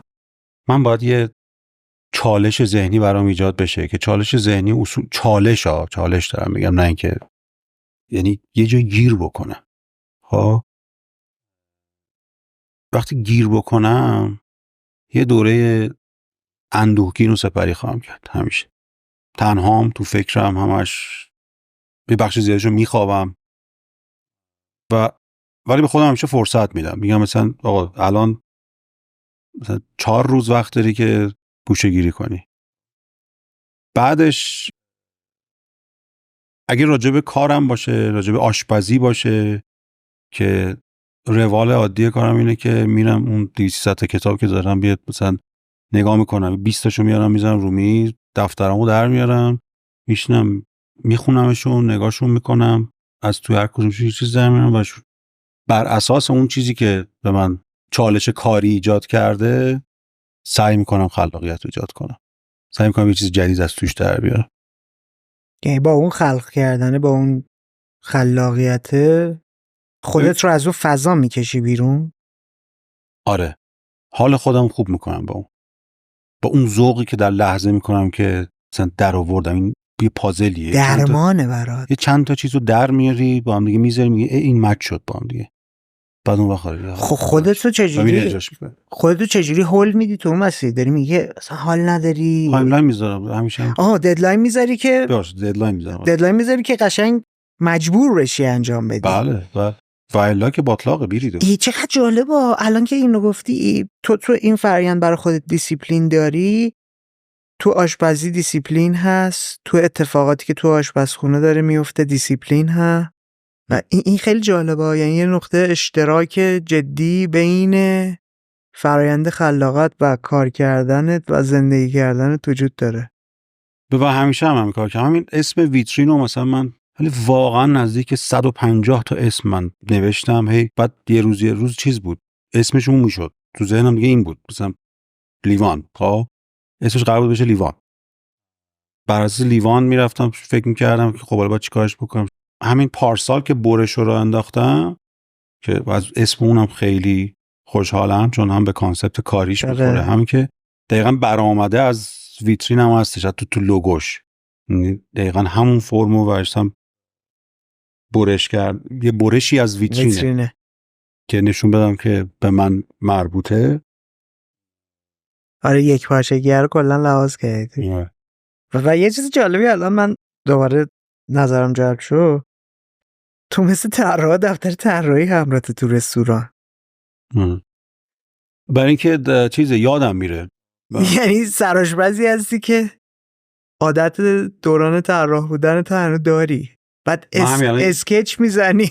اولم توش دوربین هست، لپتاپ هم هست، دفترام هم هست همیشه. میگم خیلی خیلی این جالبه. ولی که ایده ها چیزه میاد و فرارن. باید تو در لحظه ثبتشون کنی. اگه نکنی رفته مثلا 6 ماه پیش یه چیزی اومد تو ذهنم ننوشتمش، چرا هیچ کارش نکردم. ضربه خوردم از این. برای همینم باید ثبت بشه. موضوع جذابیه. ایده ها که میان چطوری تو ایده ها رو شکار کنی؟ خودت چجوری شکار میکنی؟ ایده چی رو؟ هر ایده‌ای قلقلکت میده. یعنی یه چیزی میاد تو ذهنت میگی این راه حل، این جذابه. توضیحی که بهت الان راجع به این کوزی کورنرت دادم، آدما به قول تو کوزی کورنرشون برای من اینجوریه، یا مشکل شاق دارم یا اینکه میخوام یه بشقاب جدید درست کنم. بشقاب جدید برای من چالش نیستش. من میرم خیلی چیز بازیگوشی شیطنته. آره دقیقاً تفریحه برام. یه سری چیزا تو ذهنم میادش، اونا رو به هم دیگه ربطشون میدم، چیز میکنم. ولی حتی بهت اینجوری بگم که من خلاقیت رو فراتر از یه بشقاب میبینم تو کار خودم. خلاقیت رو توی ایجاد یه کانسپت جدید، یه مفهوم جدیدی از یه ژانر ارائه غذا میبینم. همون بحثی که راجبش کردیم توی کووید و اینا. آره اون من داغون بودم، ولی حالا میگم تلویزیون روشن کردم، پردیس کمکم کرد، هر جوری بودش اومدم بیرون و شروع کردم بهش فکر کردن. بعد دیگه رفتم کتابام سووید چی هست. بریم سام جنبندی. بریم. تو این گفتگویی که با هم داشتیم من متوجه مدل نگاه تو به خود غذا، به رستوران، به کار خلاقه شدم. با هم یه مروری کردیم که چجوری آرمین از یک گرافیک دیزاینر تبدیل شد به یه سرآشپز. بالا و پایینای شکل‌گیری ویترین رو با هم دنبال کردیم. اینکه قرار ویترین چه کاری رو انجام بده رو برامون توضیح دادی. خیلی سریع مرور داشتیم روی تفاوت اون چیزی که به عنوان رستوران کانسپت داره بهمون معرفی میشه با تعریف کانسپت برای یه رستوران که تو داری. در مورد خلق تجربه صحبت کردیم که نگاهت اصلا نسبت به خود تجربه غذا چیه؟ چرا برات اهمیت داره که اون ذائقه ایرانی، غذای ایرانی، اون فرهنگ غذایی ایرانی رو بتونی بیاری تو دل خروجیات؟ در مورد قصه دیدن خود غذا و اتفاقی که میخواد روی مخاطب اون غذا پیاده کنه گپ زدیم. بالا و پایین زیاد داشتیم. به نظر من خیلی گفتگوی جذاب جالبی بود. کوزی کورنر تو بهمون معرفی کردی. در مورد فرآیندهای کاری خودت، پارامترایی که توی طراحی غذا برات اهمیت داره صحبت کردی. فکر می‌کنی چیزی از قلم افتاده بخوای یادآوری کنی یا در موردش بهمون بگی؟ واقعا گفتم همه چی گفتم. سوال آخر رو بپرسم. این گفتگو رو دوست داری به کسی تقدیم کنی؟ تقدیم کردن یعنی چی؟ یادی کرده باشی از یکی که تاثیرگذار بوده. هرچی. بابام. چرا؟ چون خیلی دوستش دارم. برام نه به خاطر اینکه بابای منه، ولی به نظرم یه واقعا چیزه، یه فرشته است، یه اینقدر که آدم خوبیه و شاید یه دوره‌هایی مثلا از اصرارش به یه سری چیزایی که بهم میگفتش مثلا توی نوجوانیم مثلا کلافه میشدم، ولی بابام بهم یاد داد که همه تلاشمو بکنم آدم خوبی برای، نمیگم هستم ولی آدم خوبی برای اجتماعم باشم، سعی بکنم برای آدم خوب بودن. خیلی باحاله. ان شاءالله که سالم باشه، سالم باشی. مرسی. گرانت باشه. دمت گرم به کوزی کورنر اومدی. گفتگوی دلچسبی بود. مرسی آقا. مخلص. مرسی. همونطور که میبینید این یه کار تیمی و کلی آدم دارن براش زحمت میکشن. ما بارها گفتیم بعد نیست یه بار دیگه هم یادآوری کنیم. کوزی کورنر در یک بازه 5 ساله قرار تبدیل به پادکست بین‌المللی بشه. توی این مسیر ما به کمک شما احتیاج داریم. برای اینکه بتونیم از مهمونهای خارجی دعوت کنیم و اونها دعوت ما رو بپذیرن، به این نیاز داریم که یک جامعه مخاطب بزرگی داشته باشیم. ازتون میخوام ما رو به کسایی که دنبال خلاقیت میگردن و قصه آدمهای خلاق براشون جذابه معرفی کنید. پلتفرم‌های مختلف ما رو دنبال کنید. توی یوتیوب ما عضو بشید. اینستاگرام ما رو فالو کنید. هر چقدر تعداد مخاطب ما بالاتر بره، قدرت رسانه‌ایمون بیشتر میشه و امکان نشنیدن از مهمونهایی که دعوت میکنی کمتر. مراقب خودت باش. به زودی میبینمت.